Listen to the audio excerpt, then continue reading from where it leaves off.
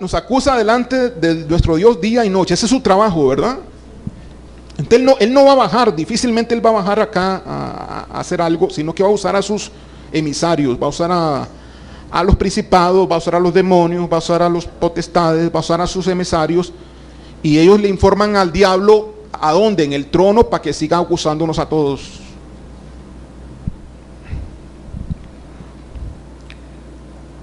Ok, ¿dónde estamos? Versículo 10. Entonces, 10, no, 11. Y ellos le han vencido. ¿Quiénes son ellos? A quienes acusaba a mitad de la tribulación. Y ellos le han vencido por medio de la sangre del Cordero. ¿Y de qué? Vea, hermana, de la palabra, del testimonio de ellos, ¿verdad? ¿Y por qué la palabra del testimonio? Porque es la palabra de Dios, pues. La palabra del testimonio, tenían la palabra en su corazón. La palabra, lo que salía de su boca era palabra de Dios. Y la sangre del Cordero, ¿por qué sangre del Cordero? ¿Por qué le vencieron por la sangre del Cordero? No, por la muerte de Jesús en la cruz y la sangre del Cordero. ¿Por qué? ¿Por qué le vencieron por la sangre del Cordero? Entonces, ¿eran pecadores o no eran pecadores? ¿Eran pecadores o no eran pecadores? Sí, ¿verdad? Por eso, la sangre ¿qué?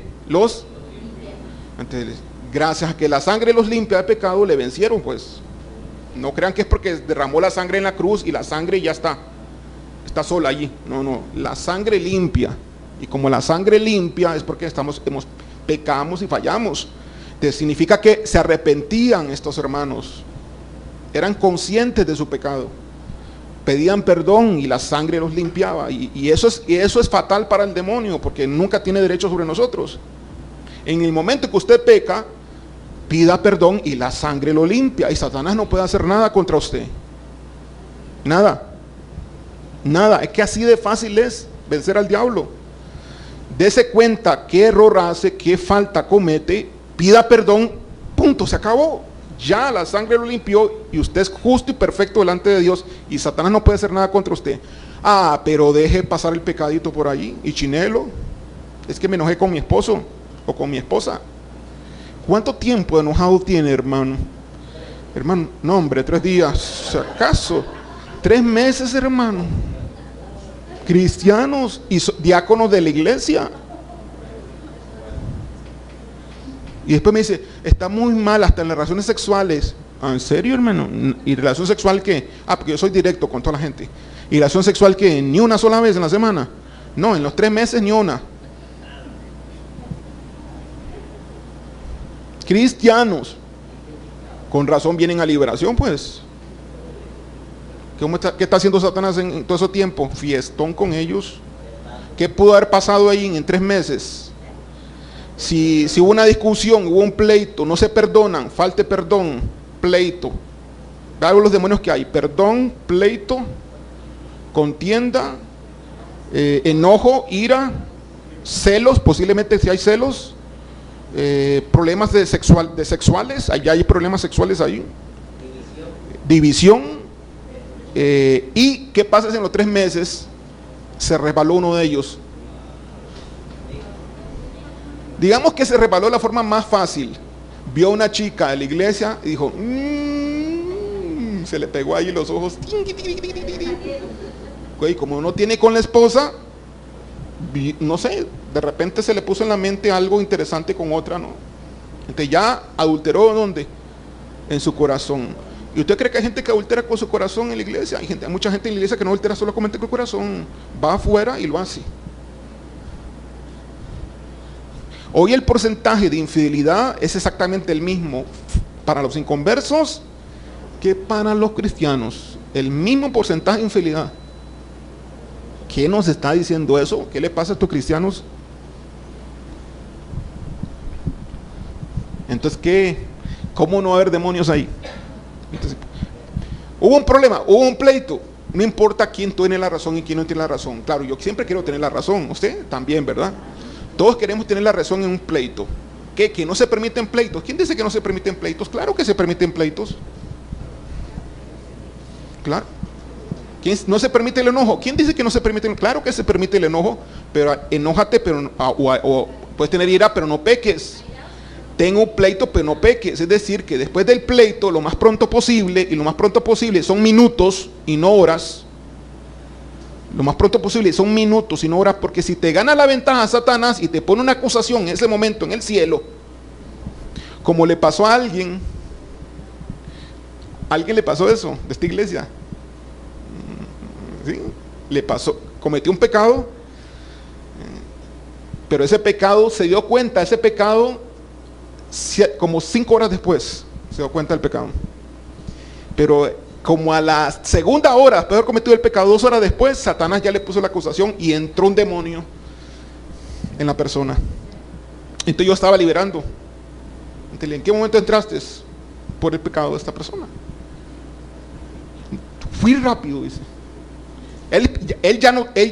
Yo ya no tengo derecho legal, pero tuve cuando entré. Él ya me lo quitó, porque pidió perdón el mismo día, pero yo fui más rápido y antes que él pidiese perdón, yo entré.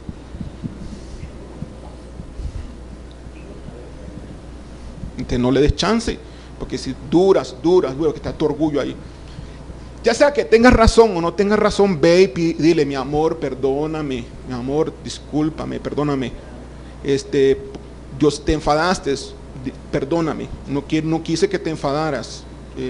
Si estás en desacuerdo conmigo, pues ¿qué voy a hacer yo?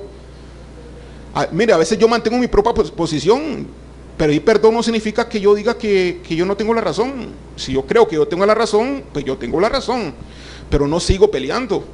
Pido perdón por los choques emocionales, ¿verdad?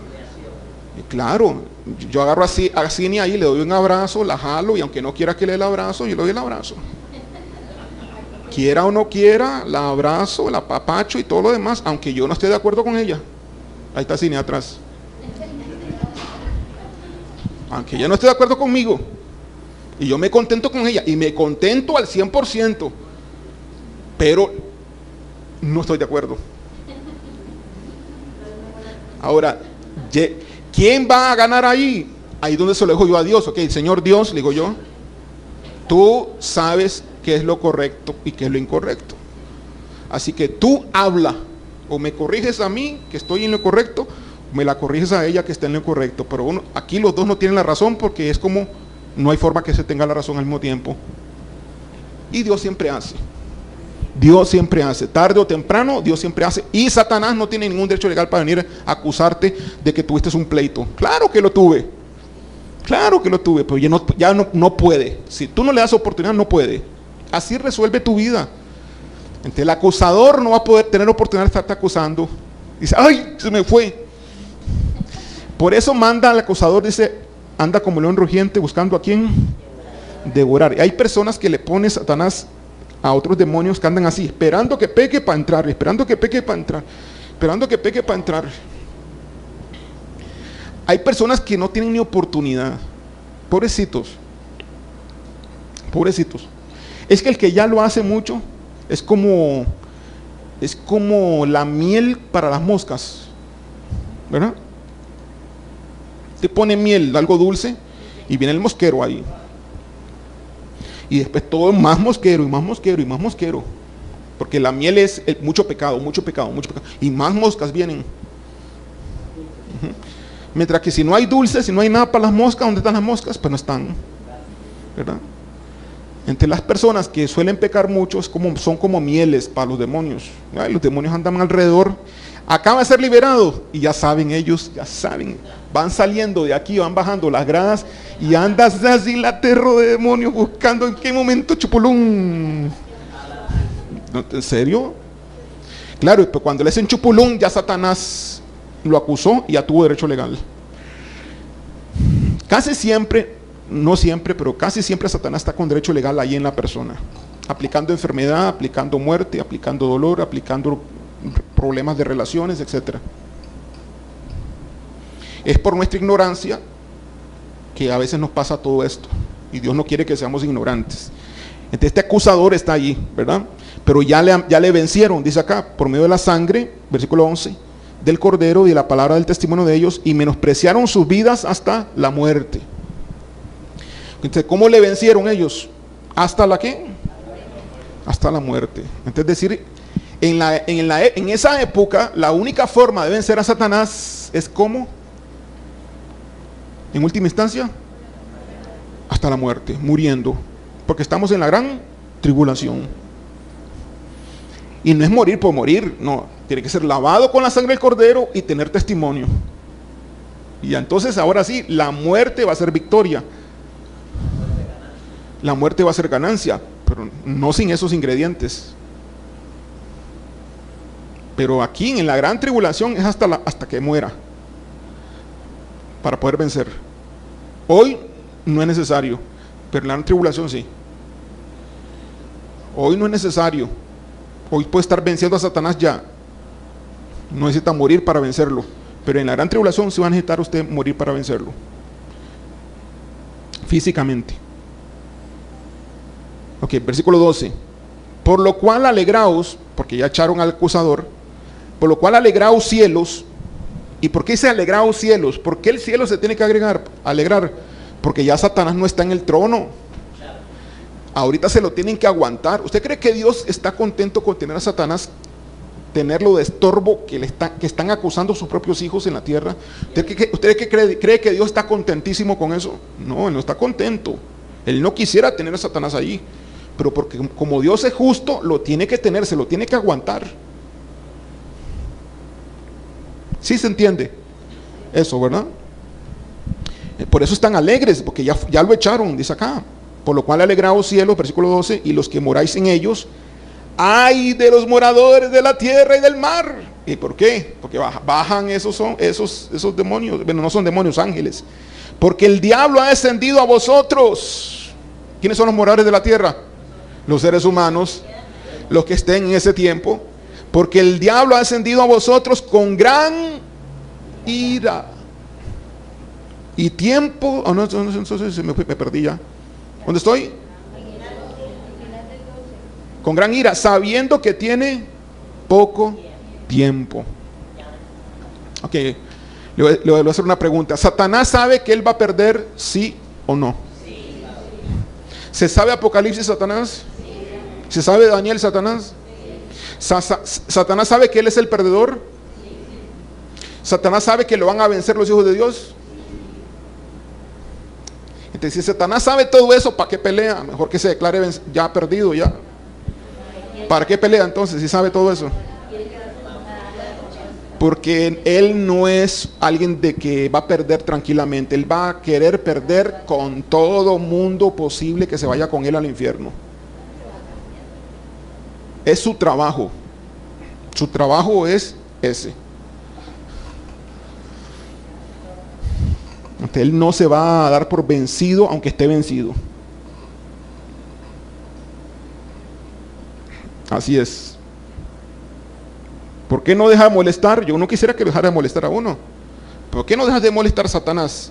Si sabes que no vas a poder. Y ¿sabe qué dice Satanás? Porque eso es lo que yo tengo que hacer. Porque tengo que intentarlos. Porque en uno de esos intentos puede ser que lo logre y te haga sacar del reino de Dios. Okay. Si no fuese así, pues como hay gente que dice, no, salvo, siempre salvo. Recibí a Cristo en mi corazón, soy salvo para toda la vida. Entonces, ¿para qué va Satanás para estar perdiendo su tiempo acá? ¿Qué sentido tiene que exista Satanás entonces? Si eso es así. Satanás se va a llevar a muchos cristianos que recibieron a Cristo en su corazón. Se va a llevar a muchos cristianos que aún recibieron al Espíritu Santo. Hay una teología que dice, no, que si ya recibiste a Cristo en tu corazón, eres salvo siempre.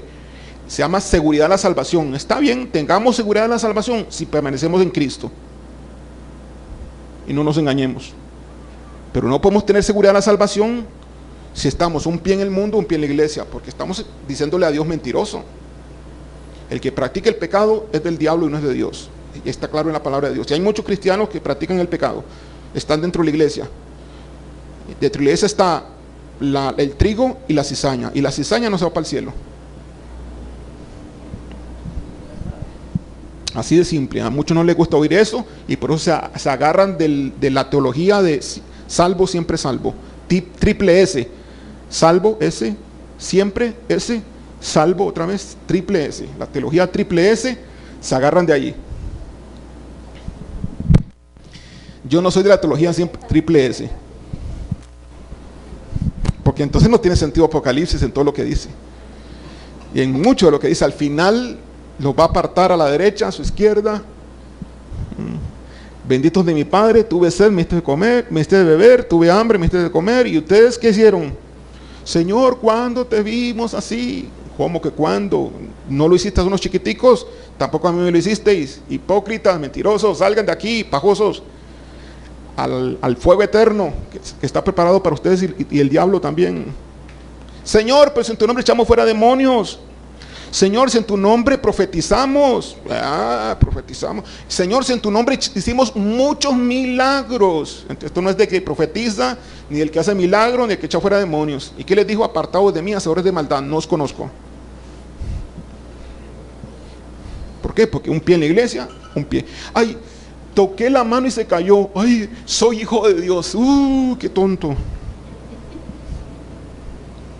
Ay, aprendí, estuve en Cristo Libera. Hermano, ya he echado, como yo que saco el pecho, 400 demonios. Ya he echado 400 demonios. No, 400 liberaciones. Llevo más que el pastor Mayrena. Llevo 3000 liberaciones hechas. Gloria a Dios. ¿Y cree que por eso va a ser salvo? ¿Por llevar 3000 liberaciones realizadas? No. Va a ser salvo si vive una vida de integridad con Dios. Como Dios lo dice y lo dicta. Ahí va a ser salvo. No va a ser salvo sin hechos. Es que las obras salvan entonces. No, las obras no salvan, pero la fe sin obras es muerta. Si dice que tiene fe, tiene que haber obras. Y si dice que tiene fe y no hay obras, eres un mentiroso y un hipócrita. Perdón, es duro, es muy duro, pero así es. Las obras no salvan, pero la fe verdadera sí salva. Y la fe verdadera implica obras. Y ese es el engaño que Satanás tiene también dentro de las iglesias, ¿verdad? Pastores engañados ahí. He visto en internet debates de pastores que dicen que aunque la persona se vaya al mundo es salvo, porque una vez aceptó a Cristo en su corazón. Pues entonces, ¿para qué santidad? Pues sin santidad nadie verá al Señor. Entonces, ¿para qué decimos que hay que consagrarnos? ¿Para qué decimos que hay que santificarnos? ¿Para qué decimos que no hay que pecar? Y ahí si solamente aceptar a Cristo, pues entonces imagínate, ¿sí?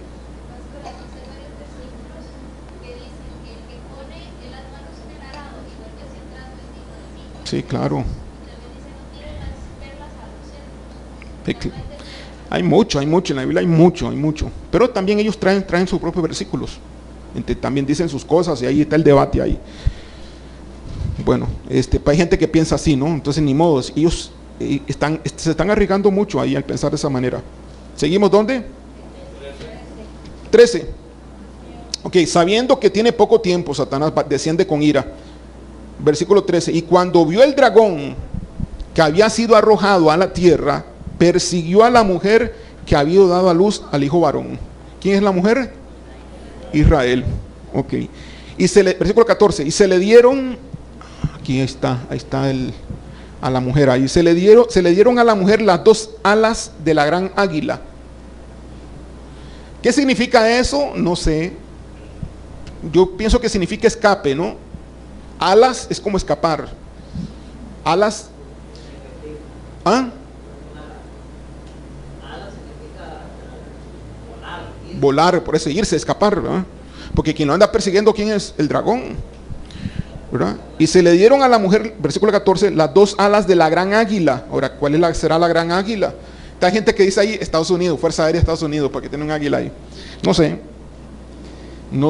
yo me declaro incompetente en cuanto a interpretación para poder decirles qué significa la gran águila, pero se le dio a la mujer las dos alas de la gran águila para que volase delante de la serpiente al desierto. Pues en la cara de la serpiente va a volar Israel. Es una forma alegórica, obviamente entendemos que esto no es físico, es un alegorismo, ¿verdad? Es una forma de hablar, pero de eso podemos pensar muchas cosas. Vuelvo a repetir, y se le dieron a la mujer las dos alas de la gran águila para que volase delante de la serpiente al desierto, a su lugar. a su lugar en el desierto, ¿verdad? Donde es sustentada por un tiempo y tiempos y la mitad de un tiempo, 3 años y medio, en otras palabras. Y la serpiente, versículo 15, y la serpiente arrojó de su boca tras la mujer, ¿qué arrojó?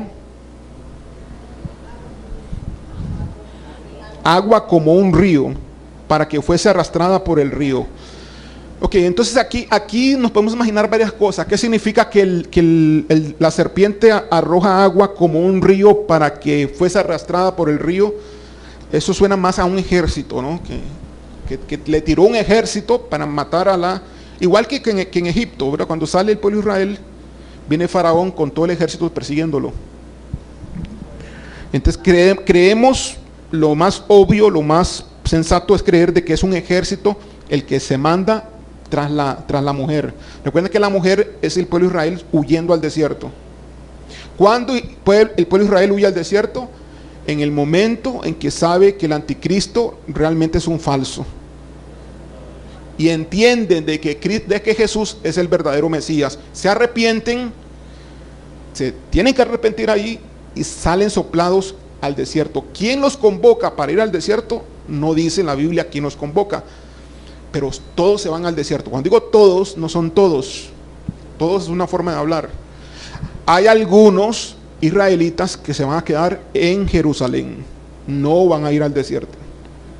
Un porcentaje se queda en Israel. Cuando la palabra de Dios dice que todo Israel será salvo, cuando dice que todo Israel será salvo, lo dice como nación, no lo dice como número.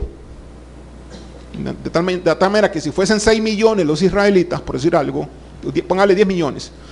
10 millones los israelitas no significa que 10 millones se van a salvar, significa que se van a salvar tal vez 7 millones y 3 millones no. Porque hay unos que siempre van a decir que no. Hay otros que tal vez van a querer después. Pero en este caso, Israel sale al desierto, pero no es todo Israel que se va al desierto completamente. Sino que una gran mayoría pues se va al desierto. Versículo 16, 15. Pero la tierra ayudó a la mujer, pues la tierra abrió su boca y tragó el río. Entonces, si el río es un ejército, ¿quién va a morir tragado por la tierra? El ejército. Y tragó el río que el dragón había echado de su boca. Entonces, ¿qué significa que la tierra se abrió? ¿Será alegórico que la tierra se abrió o es real? No sabemos. Yo tiendo a pensar que podría ser real. Que así como se abrió, así como el mar rojo se abrió también y cayó encima del todo el ejército de Faraón, se repita la historia, pero nada más que con la tierra, ¿verdad? Se abra la tierra y los trague al ejército. Y que esa sea la razón por la cual, ahora sí, que esa sea la razón por la cual Satanás no persiga más a Israel. Porque sabe que está protegida. Entonces no va a perder el tiempo con los protegidos, porque no va a poder hacer nada contra ellos. ¿Qué va a hacer entonces para ganar tiempo? Va a perseguir a los otros que se quedaron en Jerusalén y al resto del planeta Tierra, que es donde vienen las 7 copas, que son los últimos 3 años y medio de la gran tribulación. Los 7 últimos juicios, que no hemos empezado con el primer juicio, ¿verdad? Estamos a la mitad nada más. Repito en el versículo 15, y la serpiente arrojó de su boca tras la mujer como un río para que fuese arrastrada por el río, pero la tierra ayudó a la mujer, pues la tierra abrió su boca y tragó el río que el dragón había echado de su boca. Entonces el dragón se llenó de ira contra la mujer, pero en vez de ir contra la mujer, se fue a hacer guerra contra el resto de la descendencia de ella. ¿De quiénes son el resto de la descendencia de la mujer?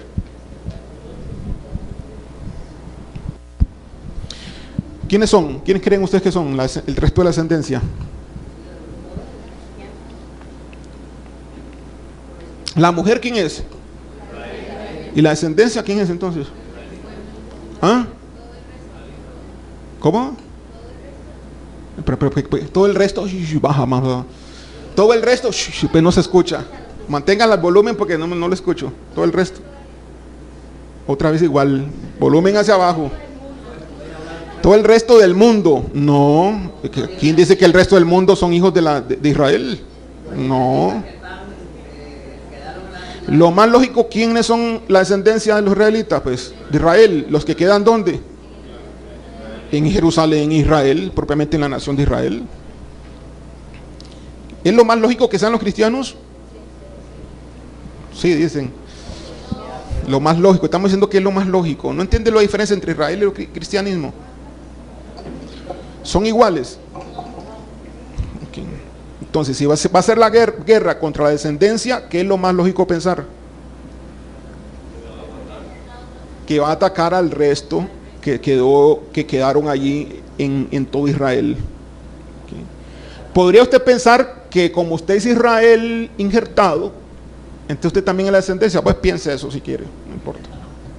Pero yo no pienso así. Yo pienso que son los que propiamente la descendencia propiamente de Israel como nación.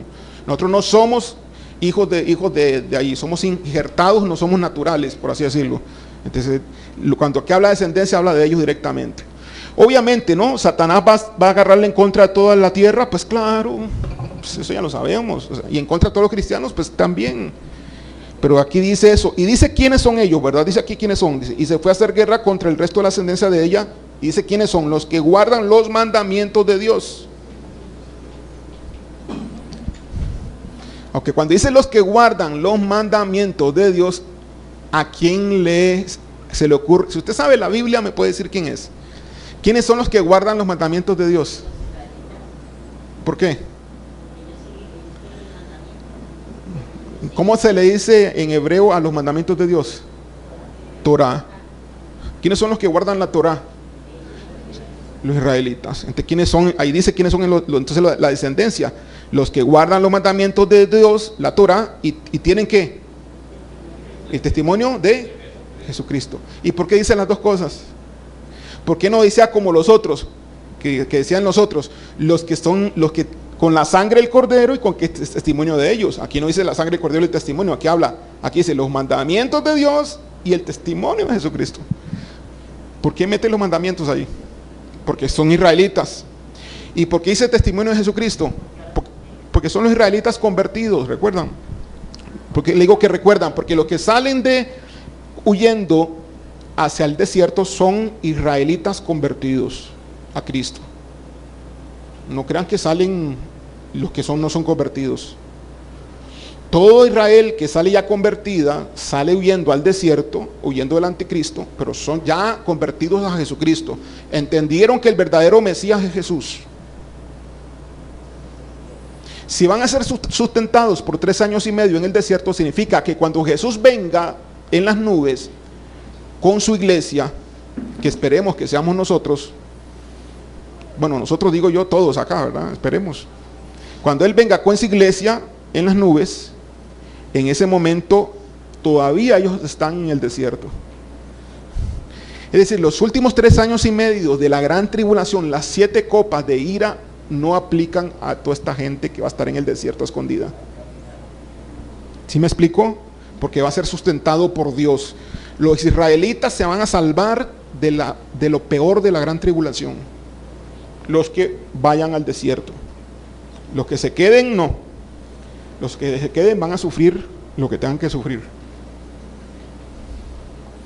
Quienes tampoco van a sufrir van a morir, pero no van a sufrir tantos ataques a nivel de inclemencias y problemas. Los 144,000. Los 144,000 mueren. Los 2 testigos también mueren. Todos los que son salvos tienen que morir, excepto los israelitas que se convierten y viven al desierto. Son los únicos que no van a morir. Se dice que cuando venga Jesucristo instaure el milenio, ellos quedan para estar en la tierra por 1000 años. Pero no son la iglesia de Jesucristo, esos israelitas. No son la esposa del Cordero. Porque el casamiento de Jesús con su esposa es en los cielos, antes de su venida. Entonces yo le pregunto una cosa, ¿desechó Dios a su propio pueblo? ¿Sí o no? Y si sí, ¿por qué? Y si no, ¿por qué? ¿Cómo? No, pero sí o no. Primeramente sí o no y después ¿por qué? ¿Desechó Dios a su pueblo? Sí, ¿por qué? No, pues ya lo sabemos, no. Eso es lo obvio, no, no es la razón, la razón. ¿Ah? ¿Por qué la está desechando? Bueno, tiene mucha razón usted, por un lado, obviamente, porque no se casó con ella. Sí, pero ¿por qué si no se casó con ella, la desechó? Pues está bien, pero ¿por qué? No, sí, pero vamos a la razón teológica de por qué. Sí, porque no le recibieron, ¿verdad? Fueron incrédulos. Por incredulidad, Dios desechó a su pueblo. Sí, entre comillas, porque lo está desechando acá, cuando le está diciendo vayan al desierto y los sustento, ¿los desechó? No, los desechó Dios a su pueblo, sí y no. Son dos respuestas. Sí, porque no es la esposa. Sí, porque no es la esposa. Porque ahora la esposa es la iglesia. Y no, porque le dan la oportunidad de ser su pueblo todavía. Ser pueblo de Dios no significa que es la esposa. Son dos cosas diferentes. Una cosa es la esposa, otra cosa es el pueblo de Dios. Ahorita usted es pueblo, pero va a ser esposa. Porque todavía no se ha casado. El momento que sea esposa, ya no es pueblo. Es esposa. No pueblo, es esposa. Entonces el pueblo sigue siendo pueblo, pero lo desechó. ¿Quiso Jehová que su pueblo fuese su esposa? Claro que sí. ¿Lo desechó en ese sentido a Israel? Sí. ¿Lo desechó Dios como pueblo? No, todavía no lo desechó como pueblo. Le siguió dando oportunidad, pero ya no es la esposa. Le quitaron el puesto a Israel por rechazar a Jesucristo por todo este tiempo. Sí.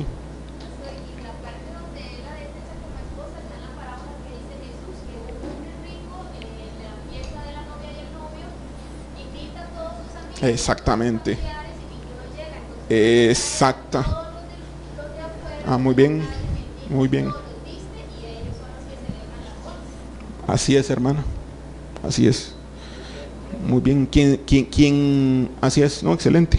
Muy bien, eso es una parábola que aplica para ellos también. Muy bien, hermanos, terminamos, entonces son las 9:05.